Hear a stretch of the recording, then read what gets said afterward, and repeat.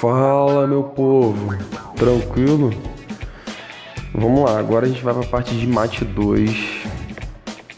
Sou eu aqui de novo, ó. Cuidado com corona. Deixa o corona pra lá e vai estudar. Foca na sua carreira, beleza? Esse corona vai passar e você não vai ficar dando mole.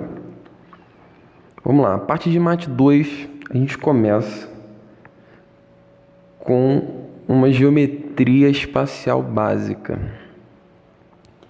que a gente também chama de geometria de posição.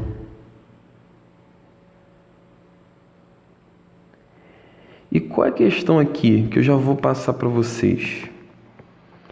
Você vai precisar enxergar algumas coisas. Eu sei que é difícil às vezes enxergar coisas tridimensionais, até porque a gente nunca consegue desenhar isso muito bem, né? Eu até brinco com o pessoal. Eu faço um desenho, vou fazer um desenho aqui para vocês. Quer ver? Eu já fiz esse desenho para vocês, eu acho. Que é tipo um cubo. Vamos ver se eu consigo fazer aqui. Errei. E eu pergunto qual é o valor que está na frente. Tipo assim, ó. Isso aqui é bem legal para demonstrar o que eu estou falando. Esse negócio de ter que enxergar as coisas, né? Porque a gente está muito acostumado a enxergar essas coisas, não.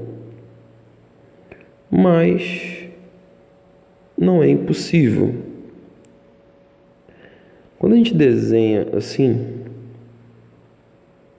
coisas tridimensionais, ó, ficou bonitinho. Quando a gente desenha essas coisinhas assim,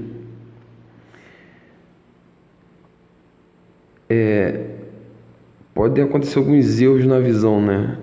Vou chamar isso aqui de ponto 1 e esse cara aqui de ponto 2. Eu pergunto, né? Qual ponto que está na frente, o 1 ou o 2?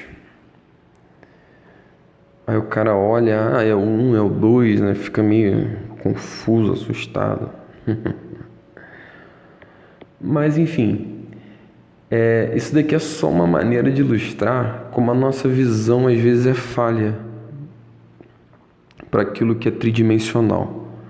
Mas você pode ficar tranquilo que a gente vai caminhando aos poucos, beleza? São muitas definições, então você vai ter que ter um pouco de paciência com a nomenclatura, né? Com uma série de definições e postulados que a gente coloca, mas no final tudo vai dar certo, confia. Alguns conceitos primitivos, coisas que a gente vai tomar como verdade. Isso tudo está na sua apostila. Vamos lá. São tidos como postulados, né? Olha o primeiro postulado. Existem infinitos pontos. Você acredita nisso? Vários pontinhos. Enfim, infinitos pontos. Existe reta. A sua tia Teteca falou, né? Que era uma reta. Um monte de pontos juntinho, coladinho, abraçadinho um no outro, né? Existe plano. São coisas que existem. Ponto, que a gente representa assim, reta e plano. A gente tenta desenhar mais ou menos assim, né? Plano alfa, reta R e ponto P. Mais ou menos isso. Dois pontos distintos determinam uma única reta. O que é determinar, galera? É existir um único. Você pode até anotar isso aí, ó, no seu caderno. Determinar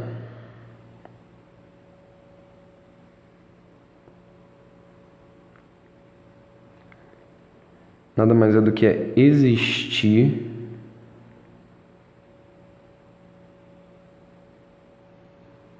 um único elemento, né? Naquele caso ali, ó, existe uma única reta que passa pelos dois pontos AB. P5.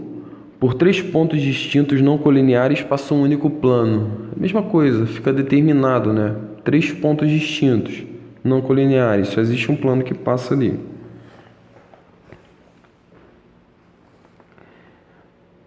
Então, olha só. Uma reta e um ponto fora dela determinam um único plano que os contém. Aqui, a gente está falando sobre coisas que determinam um plano, né? 3 pontos distintos não colineares, uma reta e um ponto fora dela, 2 retas concorrentes determinam um plano, 2 retas paralelas determinam um plano.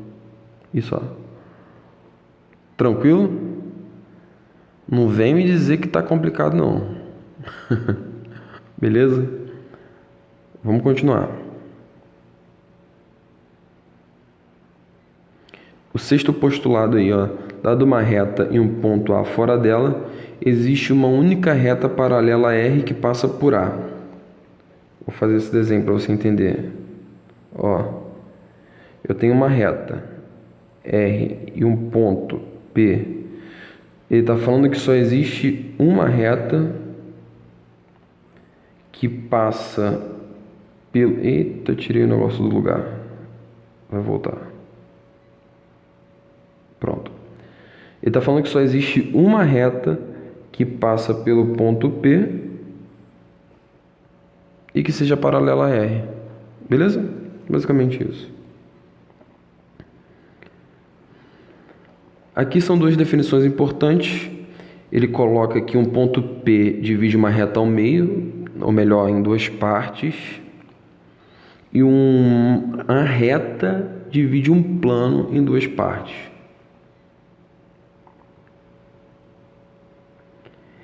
Posições relativas. Galera, eu não vou perder muito tempo aqui não. Eu quero apenas comentar com vocês também. Posição relativa entre 2 planos e entre 2 retas. Posição relativa entre planos não cai muito, né? A gente costuma falar mais sobre posição relativa entre retas. Mas entre planos, nada mais é do que a possibilidade de 2 planos serem paralelos, né? Isso quer dizer, eles não se encontram. Tudo isso está na sua apostila e tem até uns desenhos, é interessante você ir acompanhando lá também.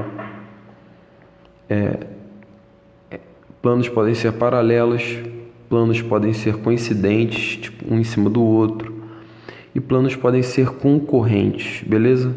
Se encontrando, se cruzando. Vai imaginando esse negócio. E o que mais é importante para a gente, posição relativa entre retas, né? 2 retas podem ser concorrentes, vou ir anotando aqui, ó. Concorrentes. E a gente sabe, né, o que são 2 retas concorrentes?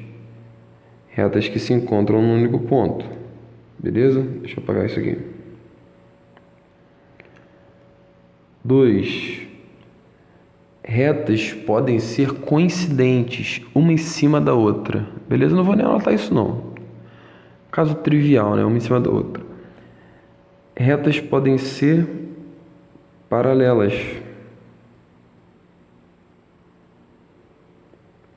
O que são retas paralelas? São 2 retas que estão no mesmo plano, isso aqui é importante, não possuem ponto em comum, mas pertencem ao mesmo plano. 3 retas podem ser reversas.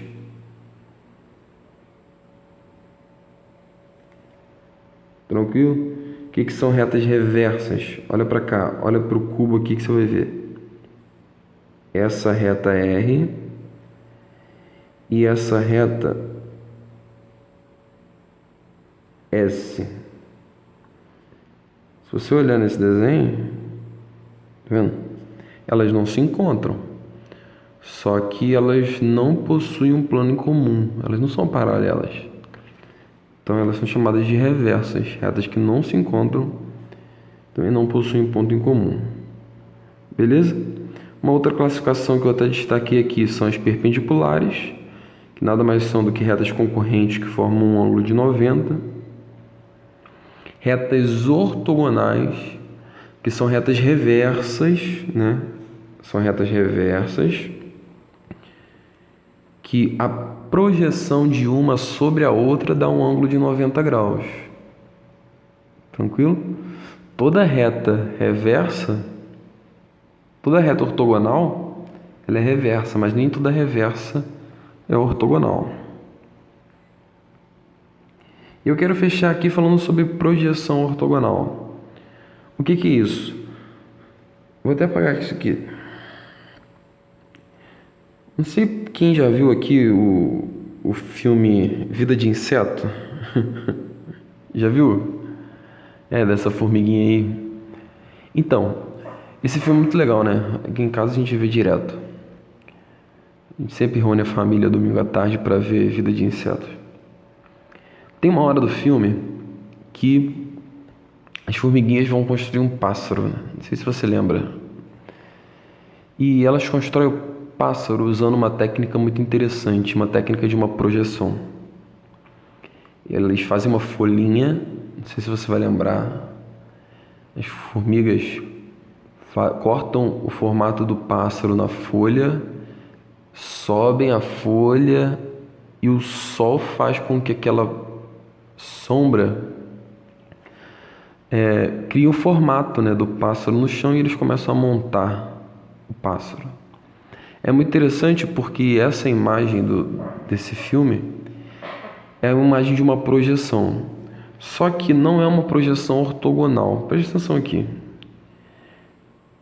Tava a folhinha lá e na folhinha tinha o formato do pássaro.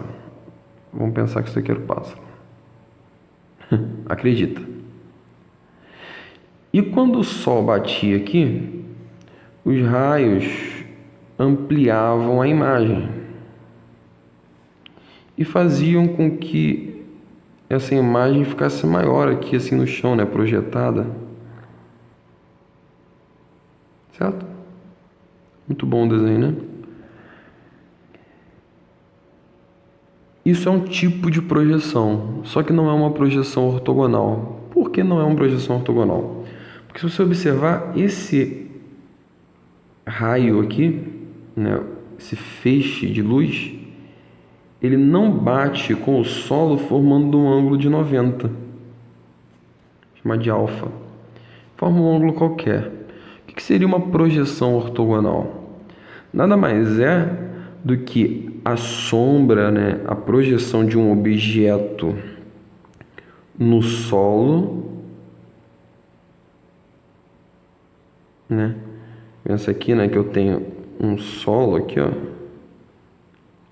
Estou projetando esse objeto no solo, num plano alfa qualquer, só que o ângulo formado entre a projeção e o solo é um ângulo de 90 graus. Beleza?